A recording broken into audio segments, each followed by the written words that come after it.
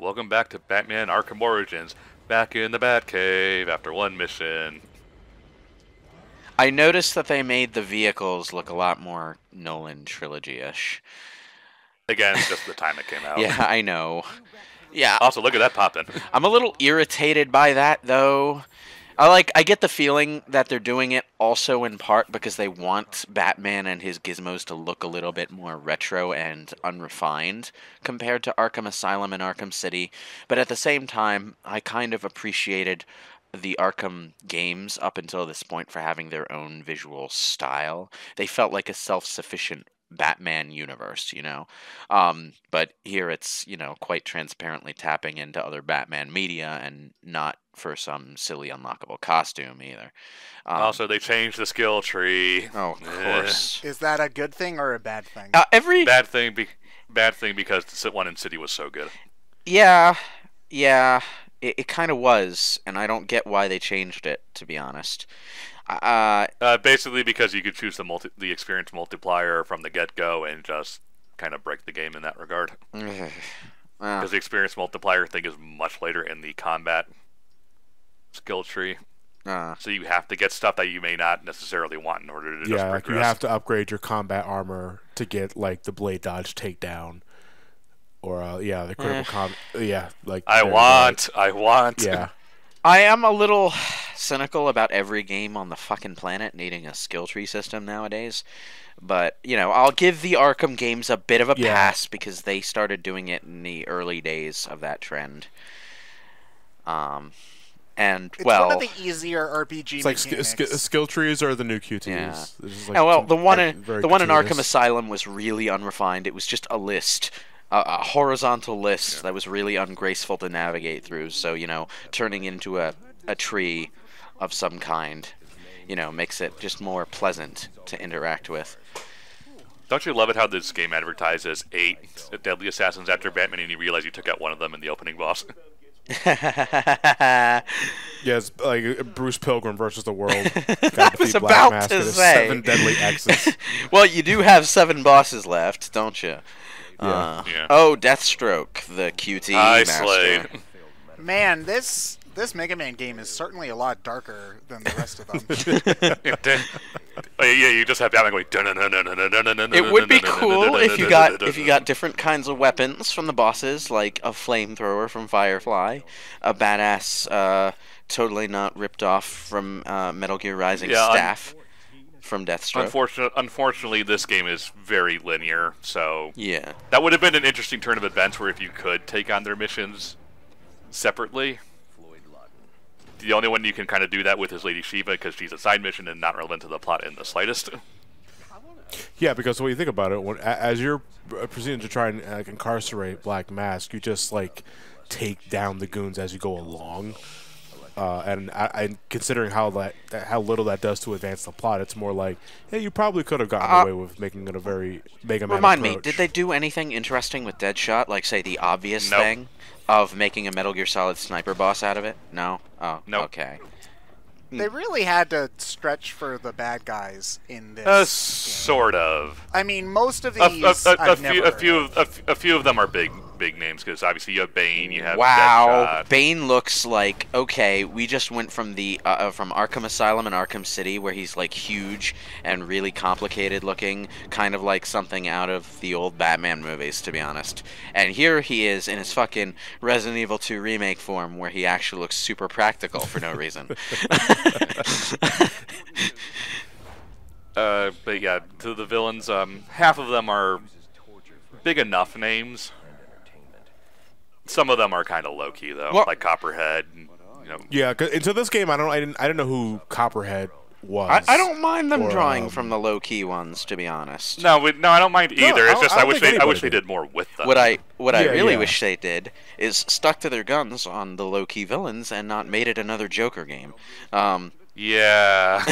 Especially, I feel like I've been sick of the Joker for a good 6, 7. Everyone years. was kind of sick. Everyone was kind of sick of the Joker at this point. Well, it's more like... I mean, they shouldn't not be because they haven't let up on him at all. Well, since you know, the stuff they did with the Joker in Arkham City and Arkham Knight even was pretty interesting because the Joker in Arkham Knight wasn't really even the villain. He was just sort of a psychological ghost that Batman had, banter with. But yeah, I'd still say he was the actual. He was kind of just like filling in for Batman's shadow, his true self, or something. Yeah, but that's where all the focus went to after he was introduced. So it did take away from the Arkham Knight character, but what else took away from the Arkham Knight character even more? Him not being very good on his own. So, Well, we'd probably say that for like. Yeah, we'll get to it eventually. But no, like I would God, have liked the shadows on Alfred's face are terrible. He looks legitimately the mouth movements on Batman there. He looks legitimately cell shaded there. Like, let's not make the mistake. The cinematography of this game is fantastic. Mouth animations and in-game cutscenes are still about the same as they were in Asylum, which is awful. Well, they've improved a little since Asylum. Not really. But most of that comes down to the faces not looking as bad. So the mouth animations look a little bit more organic than they did on the fucking Clayface clones from yesteryear. But, But it's, looking back though, it's kind of weird that how Arkham Origins is treated like the redheaded stepchild of the Arkham series by both WB and Rock. Well, on Rocksteady, they make the game. Nightfall. But it like. I won't do it. When the do return, it. I can't because this is a new game. This is the only reason you. Oh, this is the only reason yeah, why I pick you up can't use the costumes until you unlock fucking premium adventure mode. I'm sorry, wrong franchise, but same difference. The best part is that it happens in the in-game cutscenes too, so you have Adam West Batman interrogating people. It's hilarious. Optional costumes and real-time cutscenes are the best combination. Yeah. I mean, they lead to some really awful clipping problems in a lot of cases, but still. No, but to go back to what I was saying, like when they announced and released the Return to Arkham duology, Origins was completely left out. Yeah. There's not much made in reference to this game. I think even at night.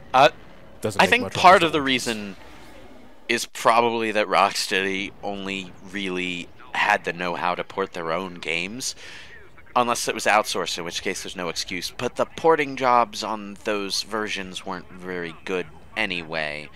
So... Yeah, I still recommend playing Arkham Asylum and City on their native consoles. I'm torn on Return to Arkham because I think it did wonders for the environments, but the models are really hitting. The lighting is not very good.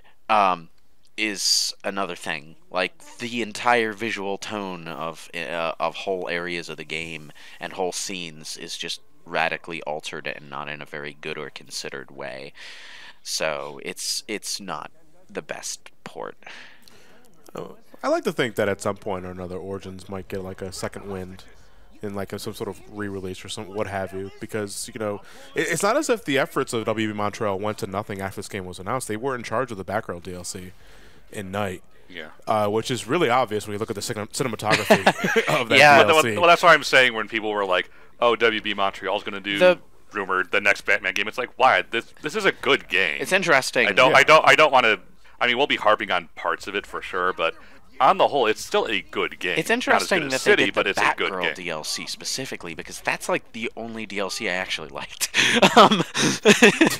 It was good, a little short, but it was good. I liked it, and then not just because I was playing as Batgirl, which is something I've always wanted to do. It was legitimately a well-designed DLC. Yeah. I mean, I always got the impression that people liked this game more than Night. I mean, this might just be me being wrong, which has happened plenty of times. I would say generally so, because it's basically just City again. I'd say that's more because, compared to Night, the individual parts and pieces of this one are more... They come together in a more cohesive manner as a complete package, which was... Arkham Knight is a plenty good enough game. in its way. It's just, you know, the parts don't connect as organically as in previous titles. You have the Arkham sections, and you have the driving around in the Batmobile sections. It doesn't really feel like they mesh. But, you know, on their own merits, they're not bad. It's just, you know, jarring. But, you know, it's not a bad game in any sense. It's just, you know, the overall effect is more fatiguing because of the way things don't quite fit together. But I feel like it takes a lot of splitting hairs to really pin down which of the Arkham games is better than the others, because they're all genuinely really good games. And they all have their own specific flaws. One of the flaws in Arkham Origins specifically that is not in the other games is the way combat works, or specifically combat flow. Have we gotten to a point where the lack of to interrupt your moves with counterattacks has gotten in your way yet? Because it's going to happen. And it's going to happen. I don't think so yet. We're still early on, where the combat isn't quite as hectic, and doesn't quite involve as many enemy types as it does later. Yeah, the later parts of this game, and almost through the entirety of Night, the game just throws so much shit at you. It's like it's a little Night hard to retains deal with. the ability you had in Asylum and City, where you could cancel your own attacks into counters if you happen to notice that some other enemy was about to throw a punch or kick at you or something. That's important because it's basically the only way this combat system gives you to manage the amount of enemies it throws at you. Arkham Origins doesn't have this ability, and it makes combat a real pain in the ass at times. Also, I love and CSI you know, mode. Batman just starts blasting the Who in his earpiece. Alfred, enhance! Enhance, Alfred! It doesn't work like that, sir. Bat enhance. Oh, okay, I get that sticking one. to the Let me do that right now. counterattacking point for just a minute, there are games where that works well, like, say, Dark Souls and the other Soulsborne games, where the deliberateness of your attacks and your inability to cancel out of an attack's wind-up, attack animation and follow-through is an important part of the difficulty, but it doesn't work that way here because this combat system was not designed around that. So it's a really big design oversight, and the main reason that I don't like playing Arkham Origins much. So yeah, for all the compliments I've paid this game so far, it's got one really big downside that I just can't get past.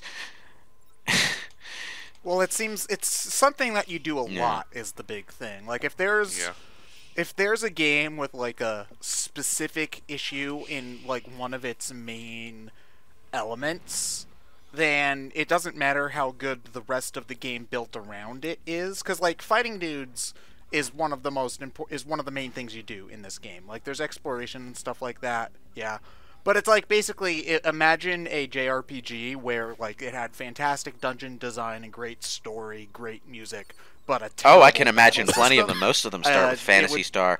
I'm sorry, the combat system in Phantasy Star is not very good. I don't think even actual Phantasy Star fans will dispute that. I've only played Phantasy Star 1, but it was, like, Dragon Quest, but with sci-fi. A Phantasy Star 1 is probably the best in terms of combat, simply in the context of its own time, because, well, it was just Dragon Quest.